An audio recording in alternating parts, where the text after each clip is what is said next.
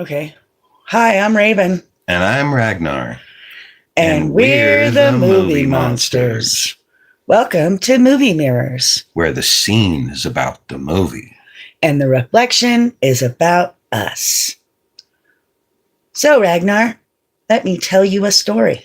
I love a story. I'm going to tell you a story about Dar. About Dar? Yeah, the Beastmaster. Ooh. So, here's the movie we're talking about. We like this movie. We like this movie a lot. So, I wanted to talk about one particular scene, but I guess we should sort of set the stage for it. Dar is a story about he's the Beastmaster, and he lives on another planet. He's actually not human. Wow. Okay. Yeah, a lot of people argue about this because they try to figure out what time period he's in. Right. He's not in any human time period because he's not on Earth. Oh, that makes so much more sense. At least in the original source material. Okay. I don't know how they wrote the book, but I know the book takes place on another planet. Right. Okay. So he's not human. He's just humanoid. Ah, okay. But I think that makes a big difference in how we tell his story because he's not. It's not an Earth story. It's another story. So you can't relate it to Earth. Right. But Dar was stolen from his parents when he was a baby. He was still in the womb and they stole him. Why would they do that? Because he was special. He had a prophecy that said that he would kill the evil priest. Wow. So they took him and they put him in the belly of a cow. And then he became the Beastmaster because they were connected. Oh, okay. So as a child, he could talk to animals. He was told, my ability with animals is uncommon. That's amazing. So I thought that was fun. But at the same time, he can talk to animals. And so that's sort of his story. But they come and they kill his whole family and his whole tribe, and Dar has nothing. That's terrible. It is. It's kind of a sad story. But that doesn't mean that his story ends. Okay. He goes out to find something else. And the part we're going to talk about is the famous temple burning scene. Ooh, the temple burning scene. Yeah, because the evil priest, Max, he likes to burn children. What? I know. It was really horrifying as a child. Terrible. I know. As a child, it was actually quite terrifying and a little disturbing. But we watched it anyway. Right. We watched lots of disturbing things as children. And if you have not seen this movie, I don't know what rock you've been living under. Right. Because this movie was one of the most watched movies of all time. It was on TV all the time. It was on basic cable. Right. You didn't even need special cable. You had basic cable. You could watch it. That's crazy. So everybody should know this movie. And I know everybody knows what scene I'm talking about. Right. So, and then the previous scene to that, we see him encounter the eagle worshippers. Right. The strange beings with the bat-like wings that consume people into a green liquid. Right. Yeah. They wrap the wings around people and then turn them into bones. Right. Yeah, it's rad. Crazy. Which is an 80s word. If you don't know rad, I don't know what to tell you. Okay, so, but he almost gets eaten by these eagle worshippers. Right. But then the eagle comes down and saves him. His eagle friend? His eagle friend. Oh. What's the eagle's name? I don't know. Sharak. Sharak. Yeah. He has a name that they never say in the movie. Right. Annoying as hell. Annoying as hell that they never say his name in the movie and you're supposed to know his name. Right. Huh? How do you know his name? Doesn't he say the name of every other friend of his, animal friend? The tiger's name is Roo. Roo.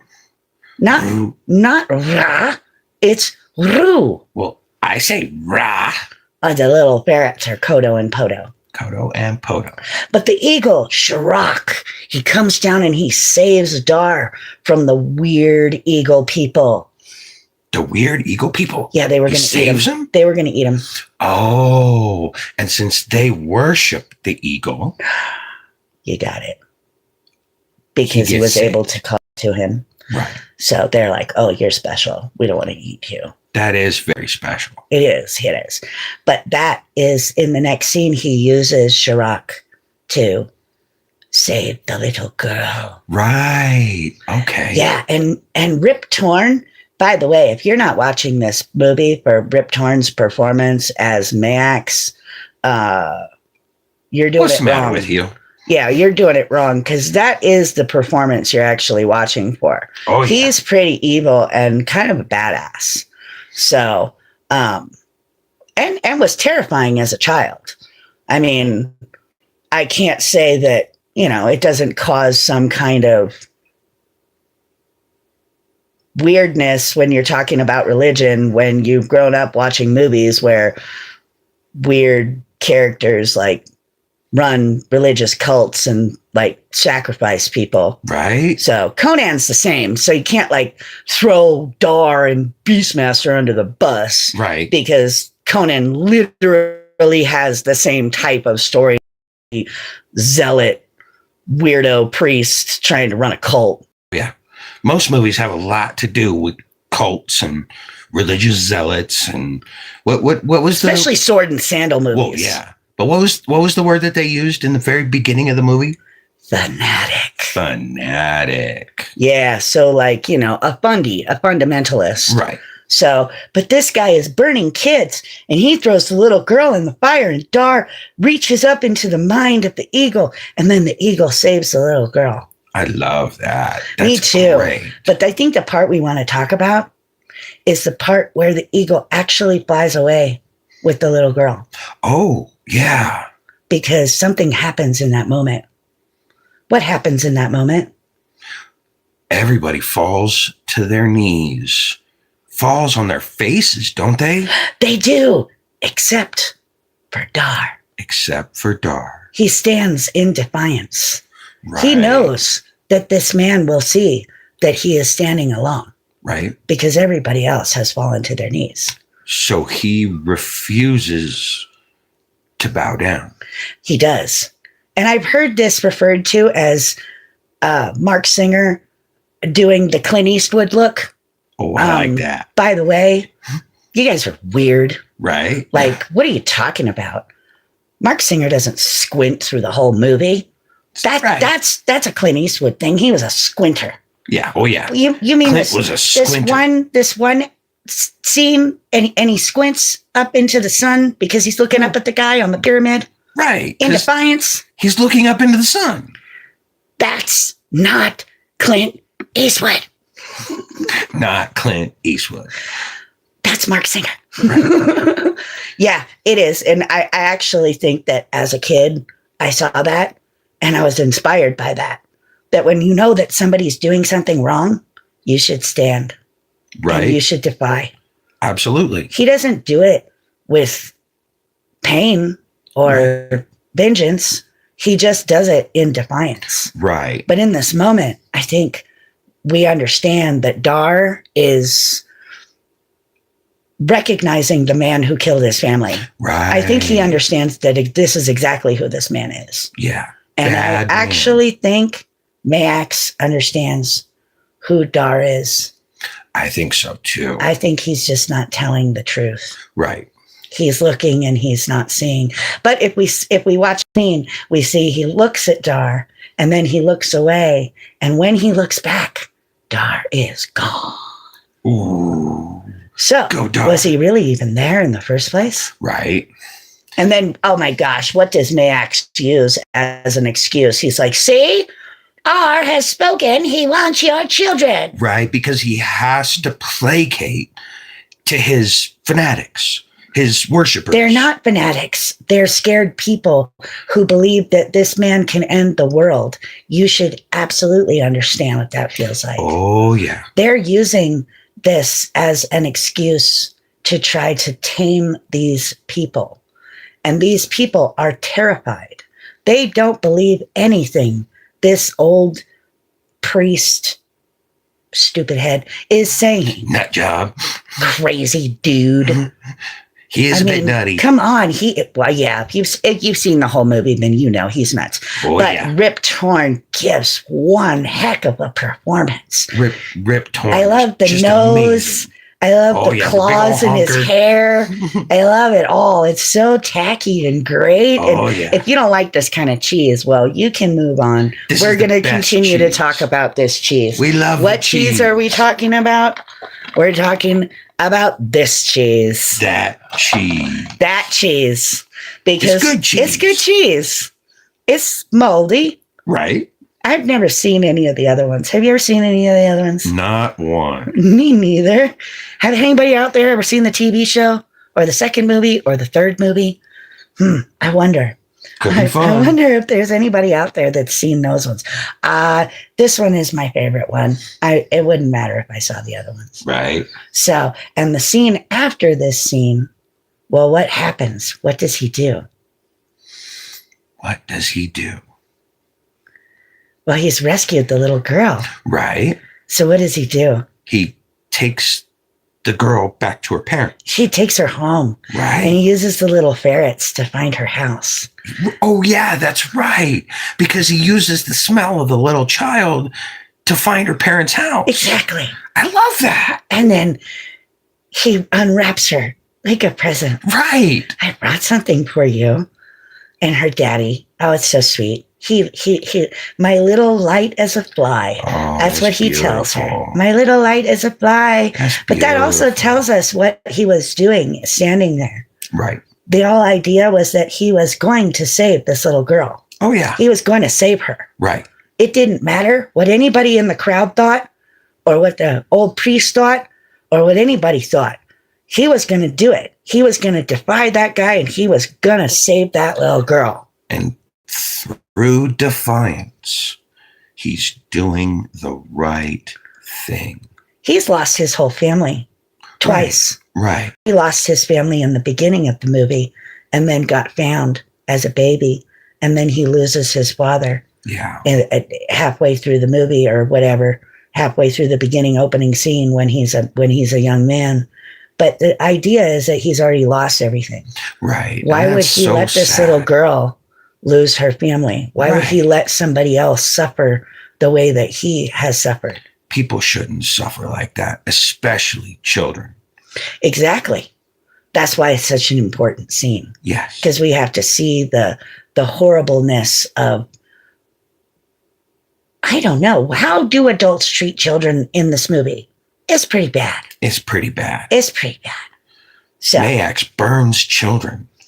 That's because he's a religious zealot. Everybody watch out for religious zealotry out there, okay? Yeah, we don't need those crazies. If you think there's only the movies, nah, I'm going to say there's probably some people out there that are that bad. Oh, yeah.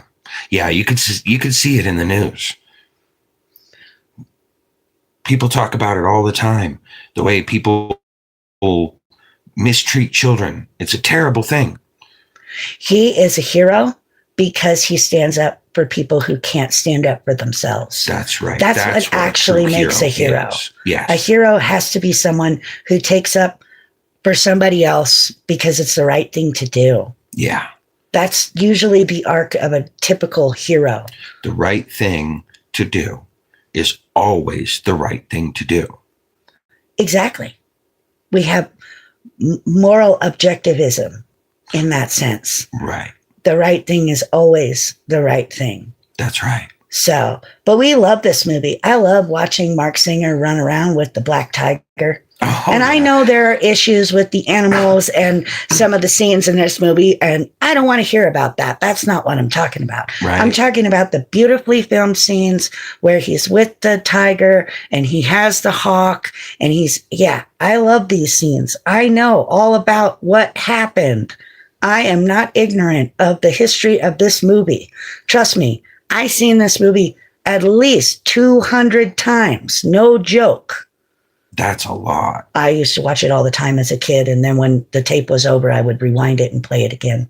I've seen it a lot too, but not that many times. I've seen it so many times I can literally recite the lines. It's such a good movie, though. The gods have put that mark on you, and someday you'll find out why. Right. Until then, that mark will be your guide. My sword and my caper will be your trusted companions. Protect your home, Emor. And if anything should happen to me, look for our enemies, the Juns, and find your destiny in the Valley of Arak. You're really good at that. I love that movie. You don't understand. I can do the one from Conan too, so. Oh, I'm sure.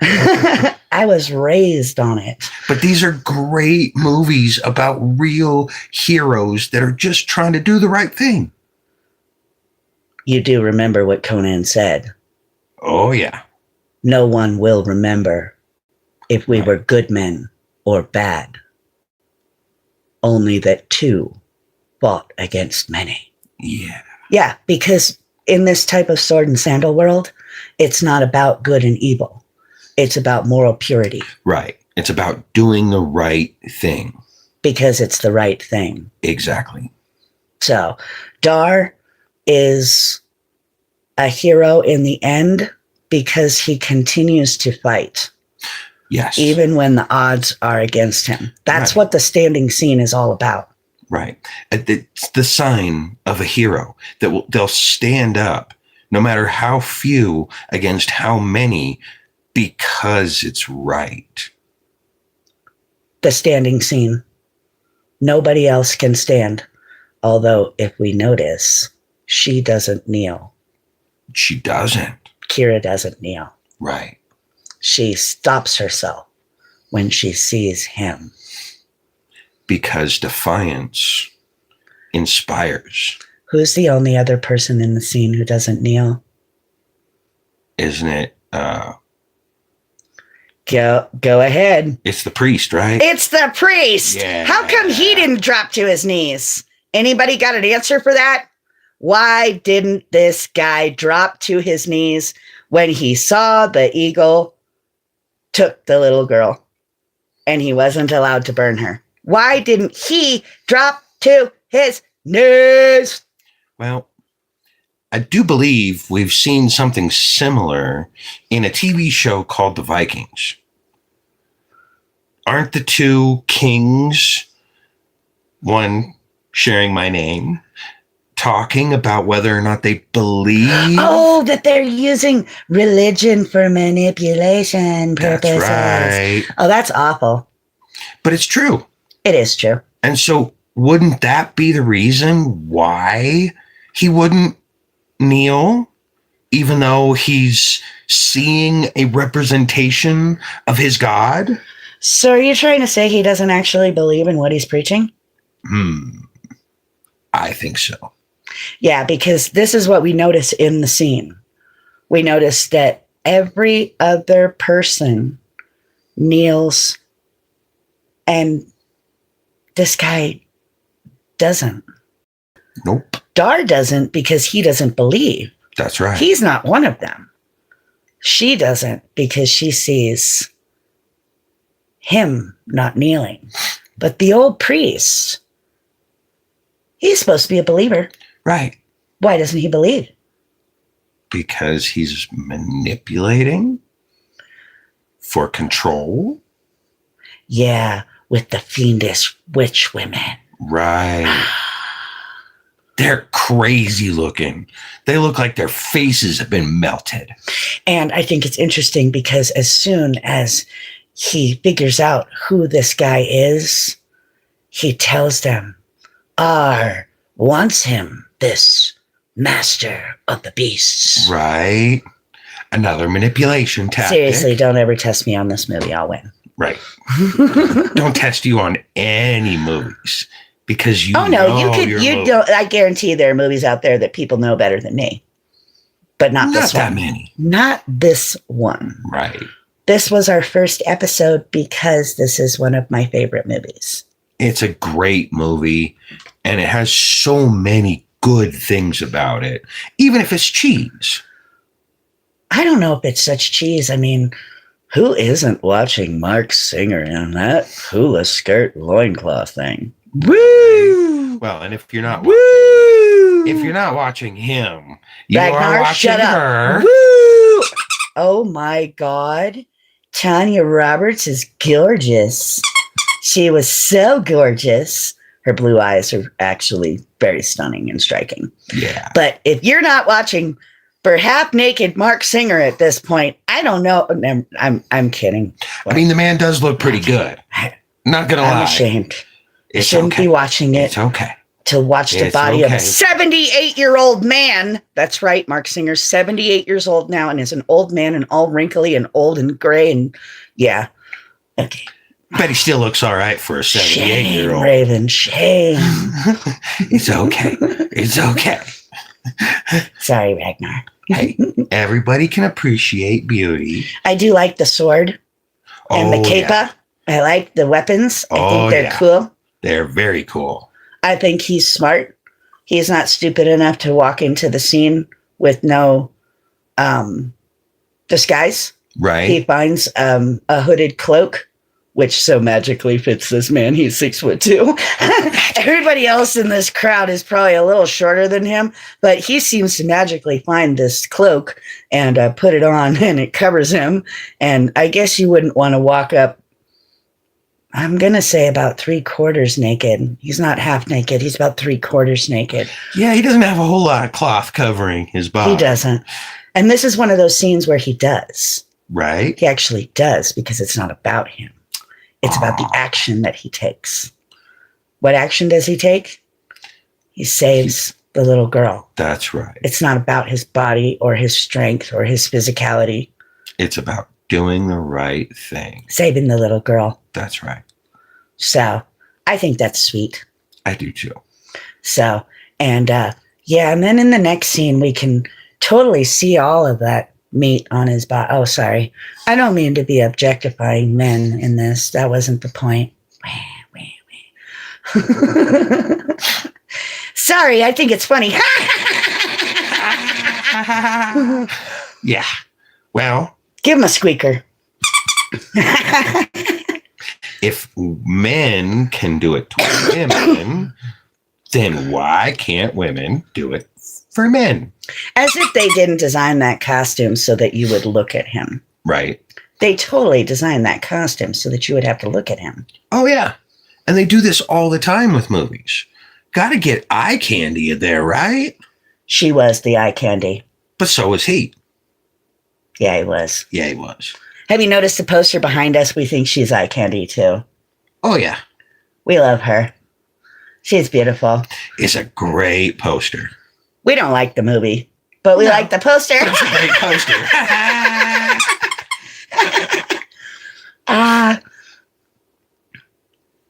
Okay, so tell me about your favorite part of the movie. My favorite part of the movie, definitely when they're going through the temple, when they're exploring inside. There's that spot down in it's like the dungeon where they have to go through the trap, and it's a little hallway, and the claws come out and try to get Mark. Yeah. Yeah. Oh, yeah. Do you like the ending of that where the big skull comes up out of the ground and reveals the winding staircase down? Yeah. And then when he chops the thing off, the head comes down and they have to go up through the air shafts. Right. And the thing is following them. Oh. What are those things called? Oh my God, I can't believe we messed up on that. What are they called? Death Eaters? What are they called? They're not Death Eaters. That's Harry Potter. That's Harry Potter. Sorry. That's Harry Potter. Oh, what are they? Some kind of crazy creature. Yeah, they are. They're nutty. They're mad. Oh, yeah. Because the priest, didn't he poison them? My favorite part is the kick at the end. The Where he kick? kicks a guy into the fire. Oh, yeah. Ah! And he like kicks the guy into the fire because they're having the sword fight. They're fighting. Right. Yeah, and that guy like goes down on his own weapon. It's like some kind of weird, like double-bladed swinging weapon Right. that he's got. And he like goes down on his back, and then he finally kicks him. And when he kicks him into the fire. Yeah. That's actually my favorite part. That's pretty action-packed part too. But then they're surrounded. Right. They're surrounded by all the evil guys from the Jun Horde. Right. And what happens? What happens? The bat people, the eagle worshipping people come down and they save him. Yeah, they do. Yeah, they do. They save him. Because they're his friends. Because he's a hero. Right. Because he gave up everything to fight a group of people that he knew that he was outnumbered. And he has an eagle friend too. Well, yeah, he has an eagle friend. I forgot what they're called. They are mean though. And they wrap them in leather, and they just look like some weird, like, escape from a dominatrix. Oh, yeah. Kind of dude. Like, what do they call them? Oh, there's a word. I'm not going to say it. I'm not going to say that word. But I know what it is. Yeah, I have no idea what they're called, but they're bad creatures. Exactly. Shall we check? What can we say? What do we look up? Beastmaster.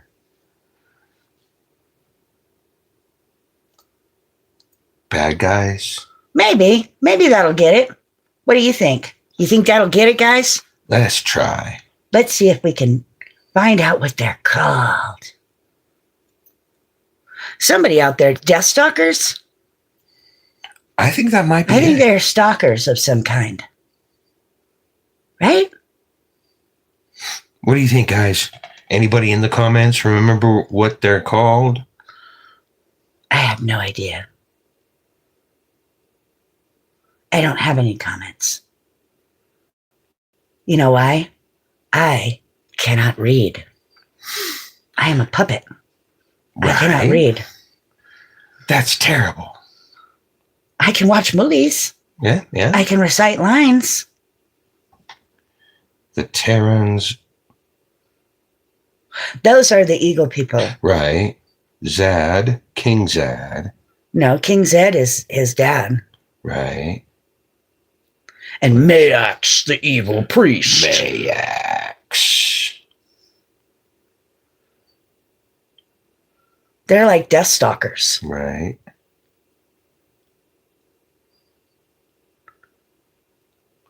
It's not showing. All I can say is the fact that you have to make weapons out of human beings by damaging their brain and getting them to do what you want. Pretty foul in itself. Yeah, that's pretty bad. That's pretty bad. Watch out for religious zealots. We stay away from afraid them. of fanatics. They are bad. Shall I do the line again?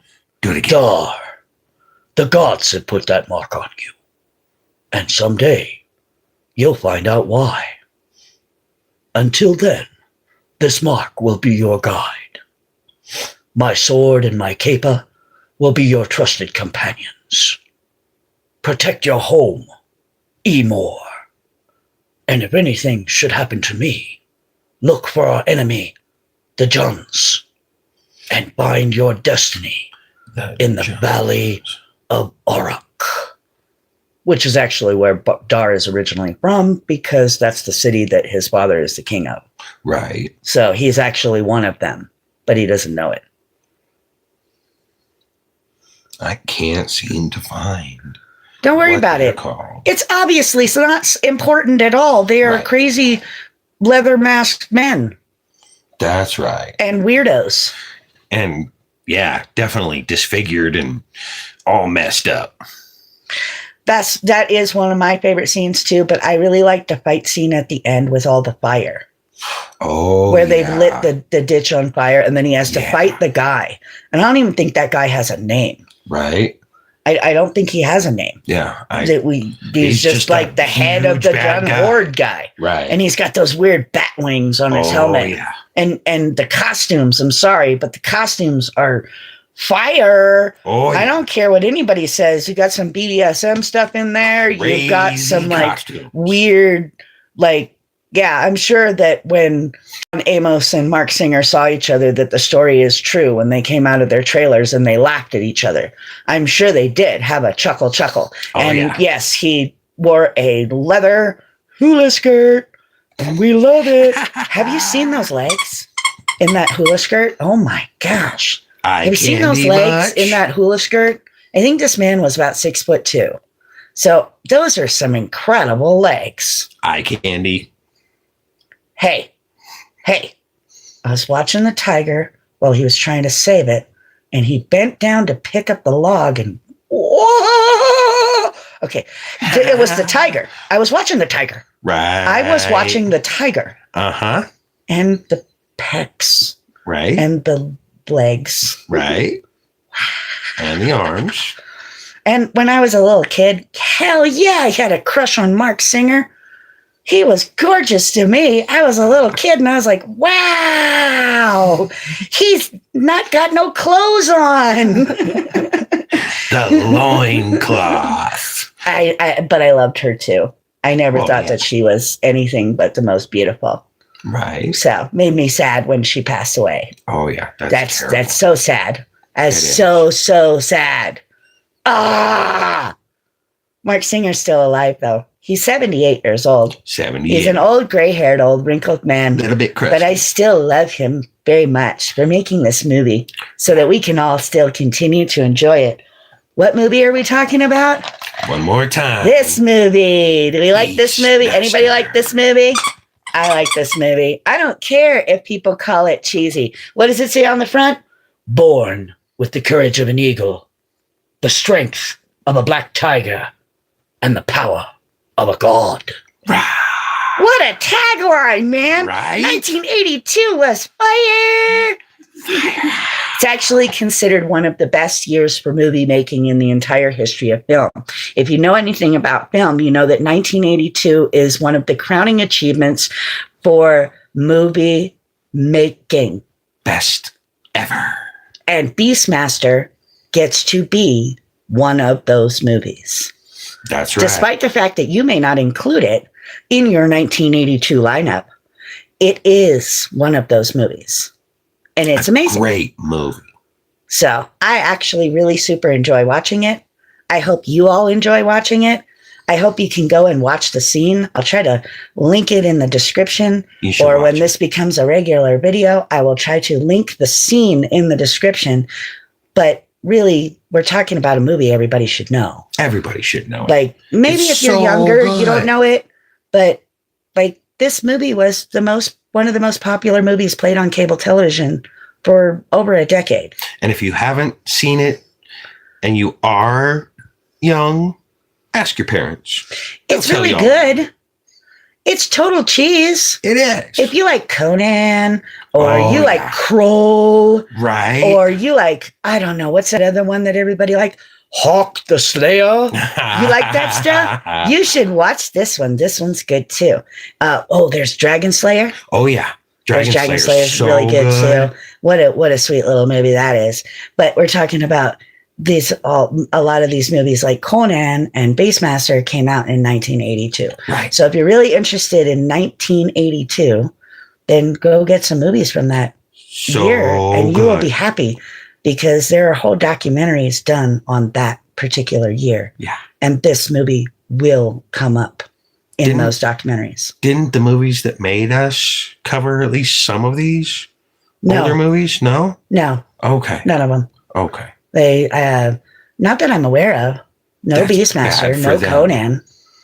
They covered 80s movies like the Ghostbusters and Dirty Dancing. Right. And I don't know what else, but I don't remember there being anything from like the early 80s, late 70s, early 80s. But 1982 is a special year.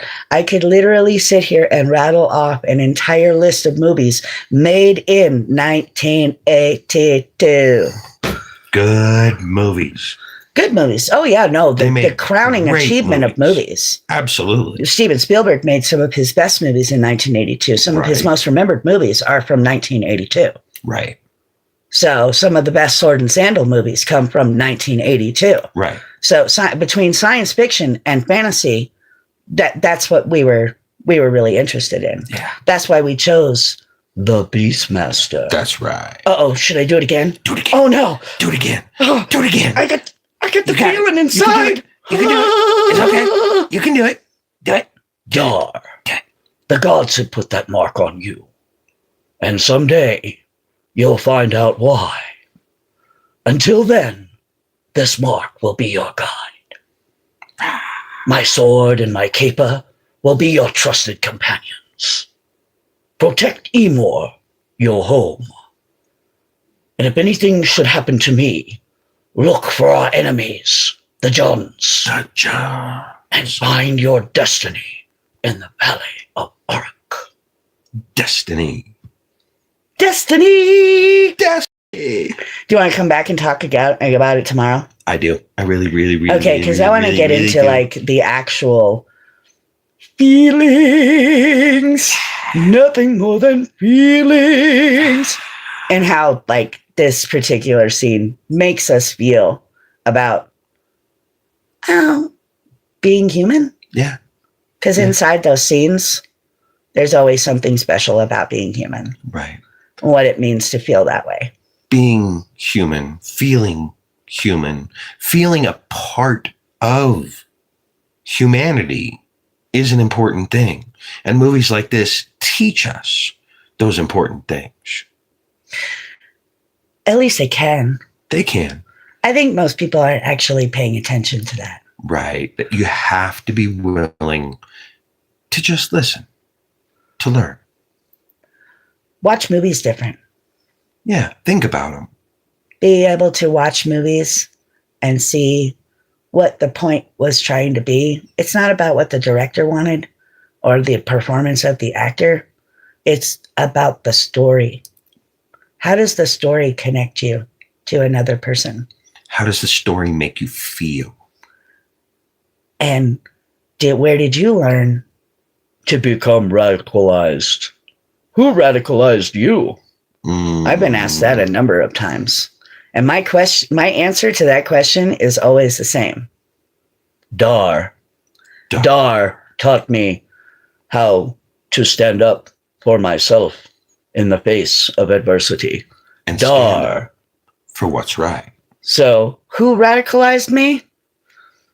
There were a couple of them, but they're all movies. Right. You could say, Disney's Robin Hood. Oh, yeah. Show that to kids. Show that to kids. That'll radicalize you in a heartbeat. Right? You'll be like, oh no, all these people, they're getting screwed over by the sheriff who's stealing all their money. This isn't right. Even as a kid, you can point that out. Dar is a character like that. Yeah. He is pure. Good guy. And we can garner morality from pure characters. So. Purity, good, justice, standing up for what's right, morality. These are the things that we look for in movies to inspire us. Oh, inspire. I can't wait to show you what we're going to do next week. Oh, next week. What are we going to do? Okay, so tomorrow we're going to come back and we're going to talk about Dar. And we're going to talk about who he is as a character, how he makes us feel, why this is important, and all of those good things. We are the Movie Monsters. We are. I am Raven. I am Ragnar. And we're the Movie Monsters. If you like what we do and you're having a good time, you can subscribe. You can like the feed. Oh, yeah, that will really help us out. Yeah. We're just looking for some movie people to talk to. We love movies, and we hope you do too. And that you want to talk to us and listen to us about movies. And hopefully at some point we'll be able to have like a question and answer or like a real chat session where we can answer some questions. But right now we're just trying to get started and we could really use the help if you're interested. If not, keep on scrolling. We don't need any trolls. Right. As you can see, we're not afraid of trolls. No. We are monsters. So if you want to check in with us tomorrow, will be on about 5 o'clock Mountain Time. Yeah. We're in the mountains, by the way. In the mountains. In the mountains. Mountain monsters. Mountain monsters.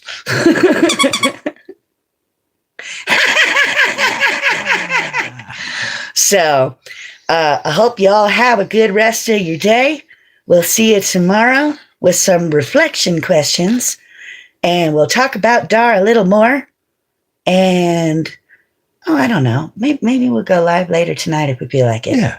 Would you like to talk about something else? In the meantime, watch more movies. Oh, and own your media. Yeah. Buy your DVDs. That's Buy your right. Blu-rays. Physical Get media. your physical media. They can never take it away. Never. They can never tell you can't watch it. That's right. So, more power to you. That's right. Monster power. Monster. I love you, Ragnar. I love you, Raven. Thanks for having the chat. Thank you. Thanks for watching. All right, everybody. Have a good evening. Bye.